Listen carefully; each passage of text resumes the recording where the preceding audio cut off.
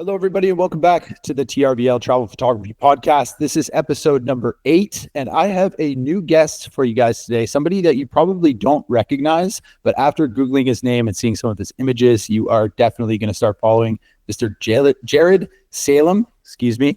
Tried to pronounce that name multiple times, but I got it there. So, Jarryd, welcome to the podcast. Please introduce yourself. Who are you? Hey, Greg. Thanks so much for having me on board. I'm Jarryd. I'm a travel photographer and travel writer based in Australia. Been wandering around the world pretty much full time since 2007 and taking images professionally since 2014. Stoked to be on the show, dude. Since 2014. I did not know that. You've been working as a professional for over a decade. Hell yeah. I mean, professional is a bit of a loose use of the term, I think. But yeah, been making money in some regard from photography since 2014, which is pretty wild. That's 11 years now. Yeah, you got it, man. That's something to be proud of. Pinch yourself. I think, throwing around the term professional photographer probably gives a different connotation to what we actually kind of are doing. And I think in your case, it's like a jack of all trades. I mean, I've known of you for since 2017. So what's that, like 8 years? And I first got to know you through your blog, Nomadosaurus. And I remember looking at information about Kyrgyzstan because I was going there to do a job with USAID. And I think you had just been there. Was it 2017 that you went to Kyrgyzstan? First time I went through with my wife, Alicia, was in 2015. We spent 5 months traveling through Central Asia on a super tight budget. And then we went back in 2016 working with USAID and then back again in 2017. And then we started running tours in Kyrgyzstan from like 2018 onwards. So yeah, we've been there a bunch of. Awesome. Yeah. Okay, cool. That's definitely why I came across your information then, because you guys were sort of the authority at that time. And the images were just amazing. And then we were part of the same USAID project. So it was Stephen Loy who put me on to your content. And I was kind of like, oh yeah, this is awesome. And since then I've been following you. So really happy to have you on the podcast. For those of you listening, Jarryd is in Australia and I am in Germany. So you got quite the time difference here. But it's exciting. We're going to try and talk to Jarryd about his whole story, how he got started traveling the world, what he thinks travel photography is, and see if we can gain some insights from you, mate. So to begin with, I know you went to Canada in 2008. We actually kind of crossed paths pretty closely in British Columbia there. What inspired you to leave Oz and go be a ski bum in Canada? I think in the early days, I never really traveled as a kid. I had a few camping trips and stuff around Oz and yeah, nothing too serious, no international trips until I hit 16. And then went on a family vacation to the US and did a Caribbean cruise sort of thing. Typical Aussie family vacation, go to America and go to Disneyland, whatever. But I met a couple of Canadians while I was on that cruise who were my age at 16, who I just got along with really well. And I thought they were really cool. And when I got home to Australia, I just started dreaming up this idea of, it'd be cool to move to Canada and just live in another country. And at that time, I'd never really been skiing or snowboarding before. It didn't even occur to me that Canada was like the place to go and do it.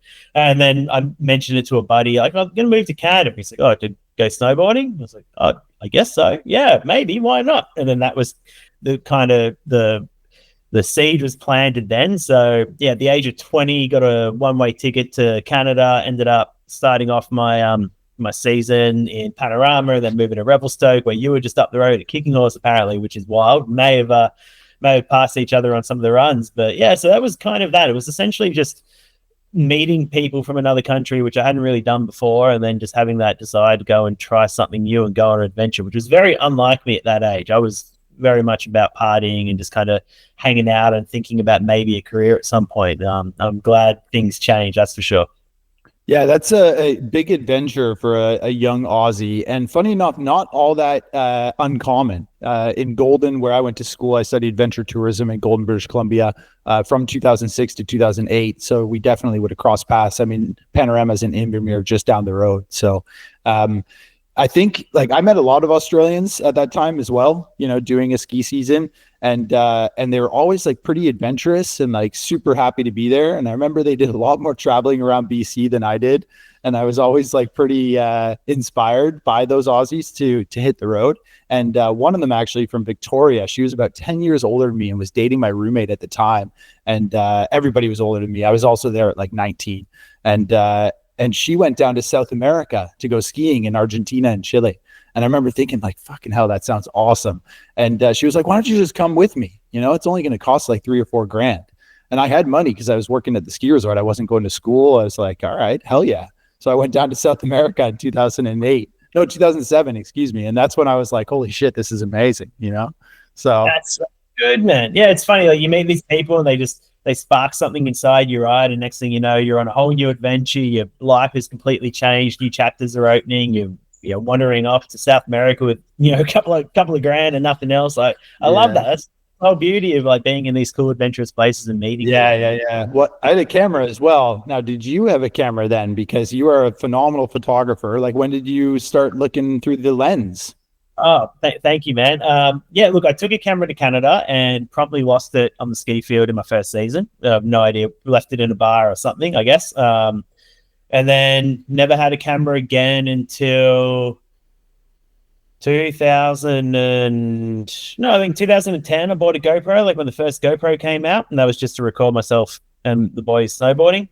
And then we went, my wife and I, Alicia, we went to Central America for 9 months, and we bought a little crappy point and shoot camera. I don't even know where half those photos went. It was definitely not a professional thing. But we met some professional photographers while we were over there, and they were filming a YouTube series back in the early days on YouTube. Like, you know, this is 2011 now, back when YouTube was barely a thing. And that kind of kickstarted the idea of maybe getting into photography at some point. But yeah, up until then, no, we barely knew how to turn a camera on, you know, let alone actually capture anything that I'd consider art. Okay. Good to know. Like, I want to actually fast forward just so our listeners understand that you have been traveling to some pretty incredible places in the last few years, including like super remote Antarctica. You're a Sony ambassador. You know, you're just an absolutely incredible Arctic and Antarctic photographer. You know, you're an expedition leader, guide, excuse me, tons of accolades. So we're kind of diving way back, but for those who don't know anything about you, that's like just to give you guys an idea of what's coming up here. So Jarryd, you mentioned your wife, Alicia, a couple times now. When did you guys actually meet? Did you meet in Canada? What's the story there? Yeah, we met in Vancouver in a hostel in 2008. I was working security as essentially just working in the bar at the hostel on Granville Street. Alicia was a guest there. Asked for her ID one night. She told me to fuck off. That was kind of that. You know, it was love at first sight, I guess. And yeah, that was 2008.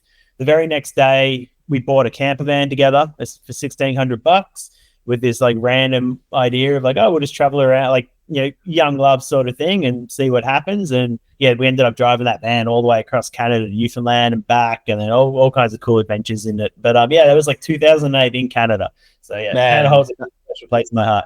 It sounds like it, dude. It sounds like it really sort of kickstarted things. And I love that you guys bought a camper the next day, like just after you met. That's so funny. My current wife too. We met in Australia, by the way. My wife is German, but we met in Australia. We met in Darwin.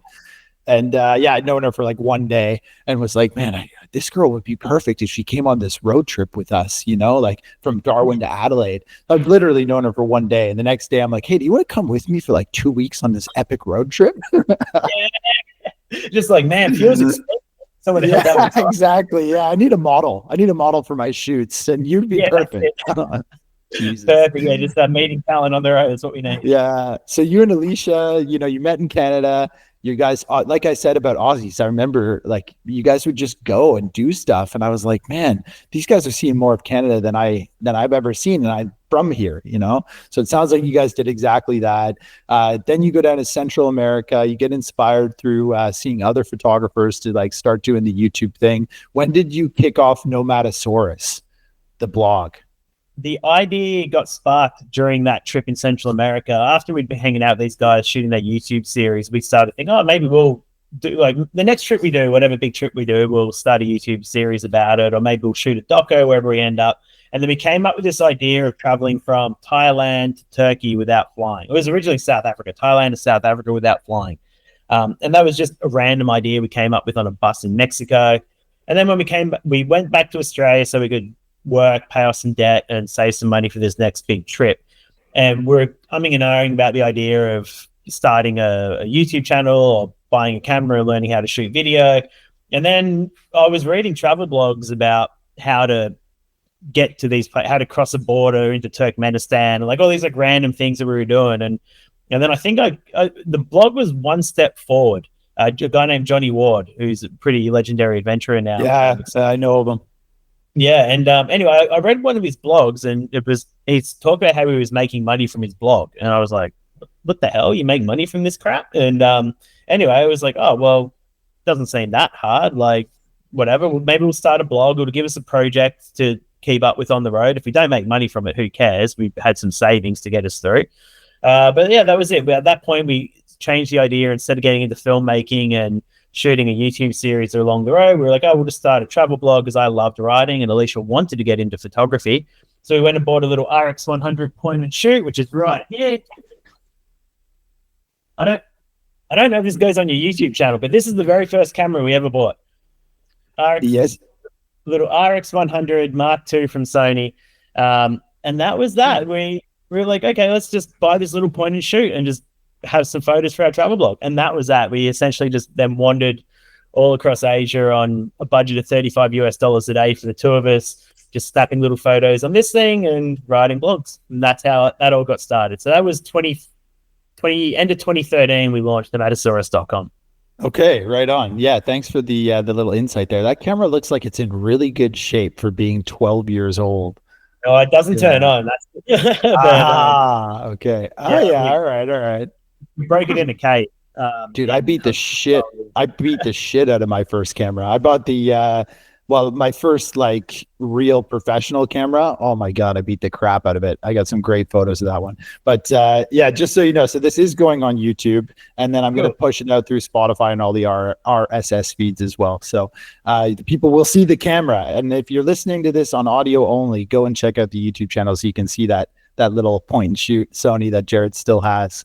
And a little, just a little thing to say. Like, I know we're going to talk about photography at some point. I'm a Sony ambassador. I've got more gear than I know what to do with. Everyone's always like, "Oh, what's the best camera to get?" Blah blah blah. We've sold images to National Geographic captured on this camera, like a little point and shoot. Like, and everyone gets caught up in the idea of like, "Oh, you need the latest and greatest, whatever." But no, it's just anything will do. Anyway, this thing is very sentimental to me. It's just sitting over there on our shelf. Love that. I absolutely love that. Yeah, my first point and shoot was a gift from my mom. It was a little power shot Canon, and absolutely was with me all the time. And I got some great photos with that. So good advice there from Mr. Jarryd Salem. All right, let's move on. So you started the blog. It's probably getting like no readership. You guys are just sort of using it for what? Journaling, sending information back to friends and family. Did you end up doing the trip from Thailand to Turkey? We did, yeah, and you're absolutely right. In the early days, friends and family watching it, reading the blog. We started a Facebook page and Instagram. But back then, Instagram, you could only post photos that you took inside the app. So it wasn't like kind of what it was these days, what it's turned into now. And yeah, it was just friends and family reading the blog. We gave ourselves a schedule where every Monday and Thursday at midday, we'd publish a new blog post for no other reason than we saw that like some other bloggers were doing that. Like, okay, well, that gives us like some discipline. Otherwise, we'll just get caught up not, blogging about anything. And yeah, so there'd be a mix of some journal entries or whatever, and then some SEO articles and like just travel guides and things like that. And within 12 months, we'd already started making money. I started getting into freelance writing and selling some photography and things like that. And then as we moved into China and Central Asia, the blog started to get a bit of recognition and some media attention and things like that. And it took us 2 years, but eventually we did make it to Turkey. Our budget, as I mentioned, was $35 per day. US for both of us for that entire 2 years. We didn't take a single flight to get there. It was a pretty unreal trip. By the time we got to Turkey, the blog had, I guess, grown to be quite substantial. This is end of 2015 now, or early 2016, and the blog had quite a few readers at that point. And yeah, it had become a full-time income off that. And that was how things kicked off. And it was literally just documenting our adventures as we went to some random places through like Mongolia and Central Asia and cargo ships in the Caspian Sea and all kinds of stuff.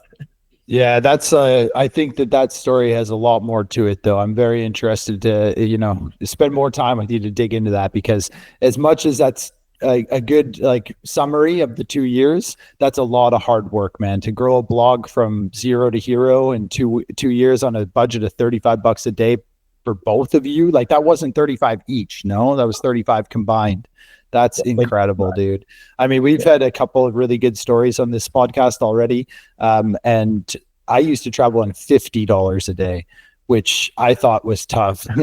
So yeah, that's pretty impressive. It depends too. Like now, I don't think there's very many places in the world you could travel on $50. No, not now. No. Years ago, right? Like yeah. So we're getting old, dude. Yeah. I don't get it. Yeah. Now I need my creature comforts. I like a hot shower now. now you have a real job and a lens that's worth like 3 months of traveling. Exactly. Well. Yeah. Imagine. Dude, it's so funny. Yeah, we had Brendan Vanson was on the last episode, and him and I have like joined forces to make TRVL happen. And he was talking about also traveling on like $35 a day, I think, and he did the whole West Africa thing from like Morocco all the way to Cape Town, and then I've done all of Central America and South America, every single country, and it's amazing how like those experiences, like you from Thailand to Turkey overland, me from Patagonia to Colombia overland, Brendan from Morocco to Cape Town overland, you all have kind of similar stories, but totally different parts of the world. So we got a lot in common there. But let's talk about like more about travel photography and how you sort of started to build the recognition and getting gear. Like, when did you get your first DSLR? Tell me that story. Yeah, we bought our first mirrorless camera, which was a Sony A7 Mark II in 2015 in Hong Kong. And what led to that was we started travel writing and freelancing for a few different publications. That's how we made money in the first 12 months before our blog started making money. And I landed an assignment to go to write about the world's biggest cave, Hang Son Dong, in Vietnam. So I landed a travel writing assignment with BBC Travel in early 2015. And right before we went into the cave, my editor at BBC said, if you can get some good photos, we'll pay you $100 more. And, we're living on $35 a day. And we're like, what? $100 is 3 days travel. How good is that? Like, we better learn how to take proper photos. So we borrowed a friend's Canon 5D and some wireless flashes, learned how to use that, and then took that along with the Sony RX100 into the cave, captured some really cool images, which BBC then bought, and we sold to multiple outlets ever since. And that's when we were like, actually, we should probably take this seriously. And the little RX100 wasn't, unfortunately, cutting it for what we were starting to get into. So yeah, we bought an A7 Mark II in Hong Kong for no other reason than it was a Sony and we liked our Sony already, and had a little kit lens. And that kept us going for the next 2 years, I think, before we started to grow and increase our I guess like once we started to get a bit more recognition as photographers more than writers or bloggers, then it was like maybe we should start investing in this full time. Yeah. Okay. So you went straight to mirrorless. That's interesting. You didn't have a DSLR. And Sony at that time was leading the industry with mirrorless. Like they were the first company to jump on the mirrorless train. And I remember it being super hype because my 5D Mark III was heavy as fucking shit. Like it was like a brick, I could build a house with those things. Like incredible camera, but like not light. And even with the 7200 2.8 too. Oh my goodness. Unbelievable. And I remember people being like, these Sonys are so light. It's going to change the way that you carry your gear, blah, blah, blah. So that's very cool. What was your first lens that you bought outside of the kit lens? Do you remember? Yeah, it was a 16 to 35 f4. So nice. Not the wide. Not their GM lenses, like their flag, the top of the line glass. It was we had the 2870 kit lens, and then the next lens we bought was 16 35 f4, and then the next lens after that was the 7200 f4. Yeah, that makes sense. Yeah. Okay, let's fast forward a little bit then, because now you're working as a Sony ambassador. I kind of you came across my radar in 2017. So if the blog's kicking off, things are going really well for you guys. You're starting to make some money and sell some images. You decide to kind of dig into photography a little bit. Are you self-taught? Like, what was that story like? Like, did you become enamored by photography? Like, how did you begin that career as a travel photographer? There's more or less self-taught, but I've definitely had some help along the way. There's been different people that have come into my life over the years that have, I guess, been mentors without even realizing it, or at least been been integral to my journey. So there's a guy named Duncan Murrell who was a BBC, he won like a BBC Wildlife award many years ago. I met him in Myanmar, and he was, traveling around taking photos, and he showed me how to edit a photo on Lightroom. At that point, I didn't know you could edit photos. This is like back in 2014. It blew my mind. I didn't know you could edit photos. Like, holy crap. So he showed me a few quick things on Lightroom and how to essentially use the camera. And that kind of kicked off things from that side of things early on for me. And then there's been other great photographers I started following and kind of hanging out with and meeting. And then there was another photographer named Dave Brocher, who I met on my first trip to Antarctica, who really inspired me to start treating my photography more than just, I guess, capturing more, instead of being a documentary tool, more about creating art. And so Dave, he's still a good friend of mine now. Like he became a bit of a mentor for me back then. And the travel photography journey essentially it grew because I was fortunate enough to be going to some really weird out there places and just capturing images that I don't think necessarily were the best, but just very few people had photos of, like the reindeer herders in Mongolia, 11 years ago. Now there's, Intrepid and G Adventures, all the big tour companies run trips up there to the reindeer herders. But like when we went, there was like not even a blog post online about how to get there. Like it was gnarly travel to get up to that part.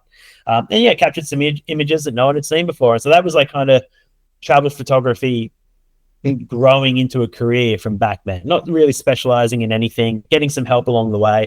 And then just, bumming around and playing with different camera settings and seeing what a long exposure is, and how do I take photos of the stars, and just using changing the settings back and forth until I finally figured it out. So more or less self-taught, but definitely some help along the way. Yeah, that's great, man. I love hearing that story. I think that's really, really inspiring. I bet a lot of the listeners and viewers here can relate to that kind of stuff. I mean, I remember trying to do a 3-hour exposure in like 2016, and it had all these hot pixels all over it. And I was like, oh, wow, that actually looks really cool, but why is it so noisy? What the fuck? It's wild. You don't know what to do, right? You're just like guessing. Yeah, but that's fun. I mean, I remember reading blogs about photography and getting photography books and just trying to teach yourself. And that's part of the fun of art, really, of creating and making mistakes. And then sometimes those mistakes look awesome, and before you know it, you're doing intentional camera movement all the time, ICM.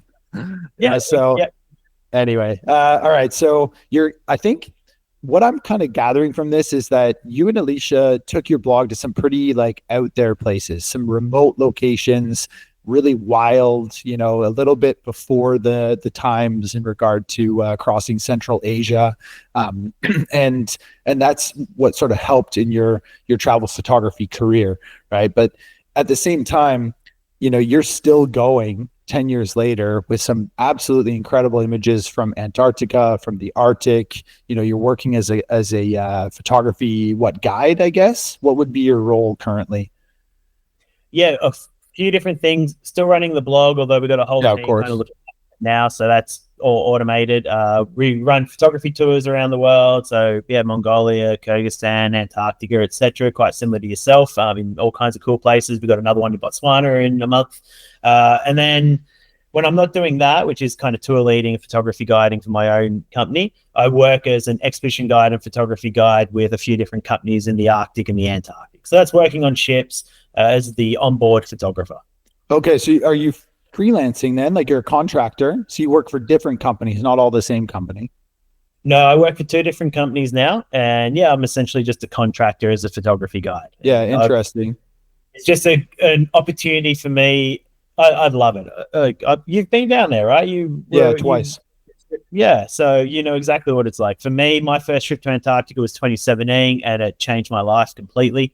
And I've always wanted to try to maximize the opportunities I can get to go down there. Started running tours there, working with companies doing marketing work, like shooting YouTube videos and things like that. I'm actually flying to the Arctic tomorrow to work with a company to shoot a YouTube video about one of their new ships. So it's still doing that, but then for me, that's not enough. I need more opportunity to be down there. So the best way to do that is to work on the ships as a photography guide, and it just maximizes my opportunities to capture beautiful art and teach photography on these ships as well, and share my passion with other guests.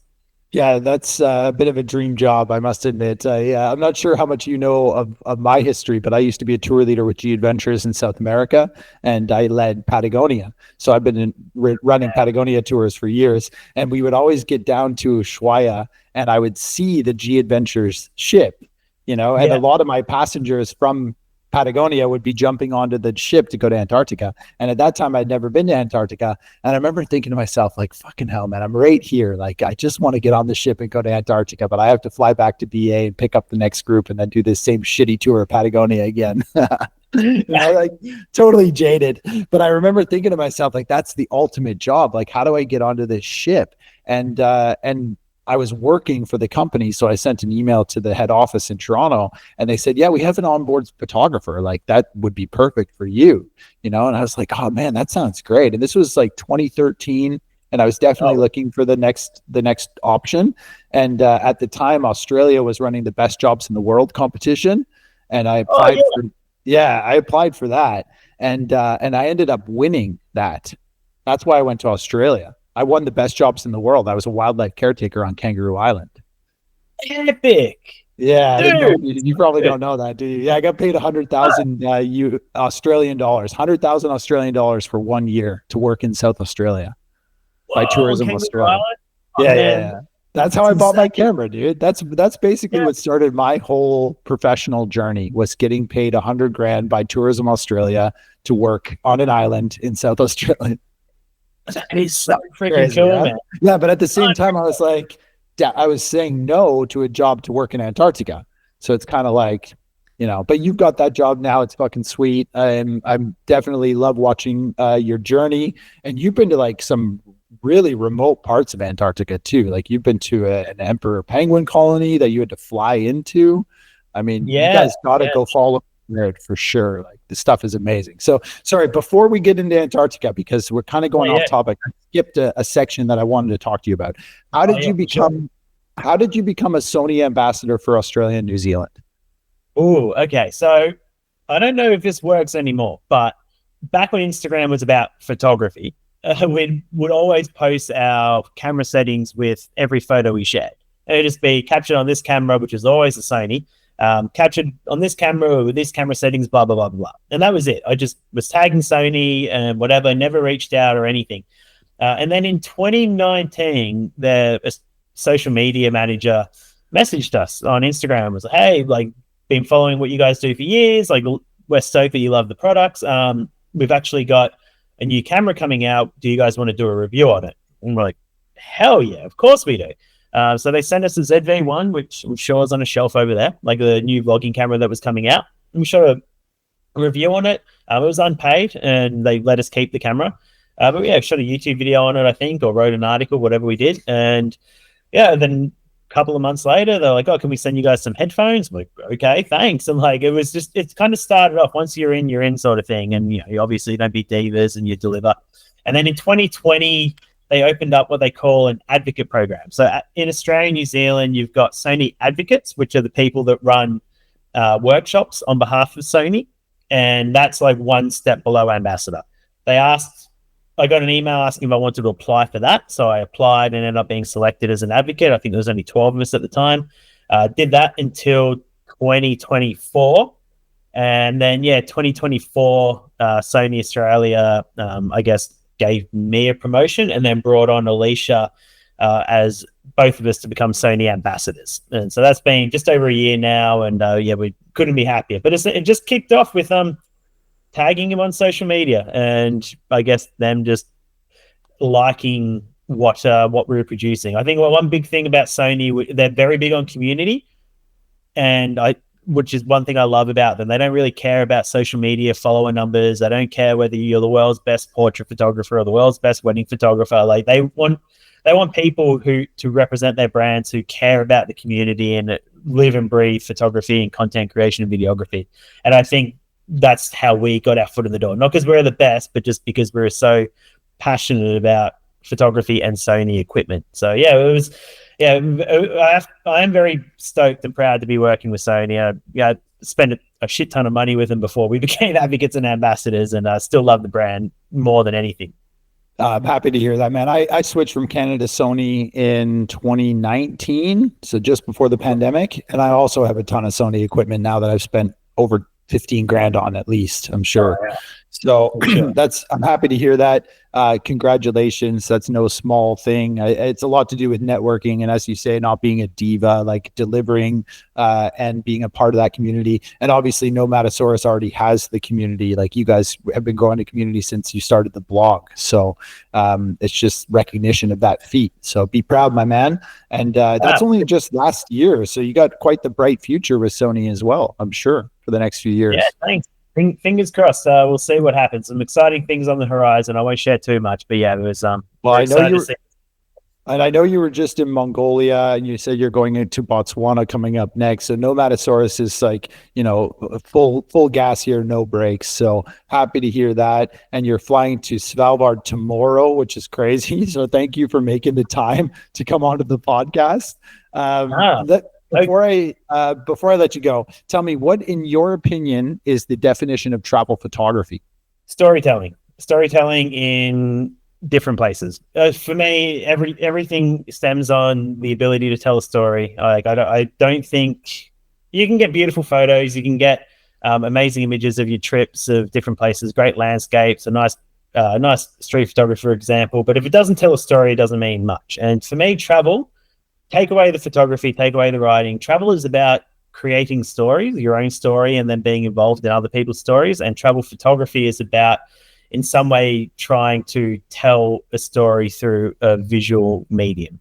So for me, travel photography is not necessarily photographing food or photographing landscapes. It's just about telling the stories of the places you go. It doesn't have to be weird, exotic locations like East Antarctica or Mongolia. It can literally just be a 2-hour road trip up the road, just anywhere, but then trying to tell a story of wherever you're going. So for me, that's what travel photography is. It encompasses anything and everything that you want it to be, as long as you're telling some kind of story. Hell yeah. Love that. Thank you, man. That's really cool. I totally agree. Get out in your own backyard, go on a little mini adventure. If you're living in Australia, there's a lot to see. If you're living here in Germany, we got castles and a lot of beer, so can't go wrong. Yeah. But yeah, exactly. So safe travels tomorrow, my man. I'm going to cut you off here. And thank you to everybody listening and watching along on YouTube. This has been a great episode featuring Mr. Jarryd Salem of Nomadosaurus. And be sure to go and follow him. I'll link to his channels in the description. And Jarryd, we'll connect maybe in a few months' time to talk business and see what's happening, because I think I can learn a lot from you, my man. So appreciate you making the time. Do you have any closing words for the listeners and the viewers? Ooh, closing words. Just get out there, tell a story, create some art, and always have a smile on your face. Keep living the dream, whatever that is. Right on, man. All right. You have a great day, and take care. Cheers, man. Appreciate it.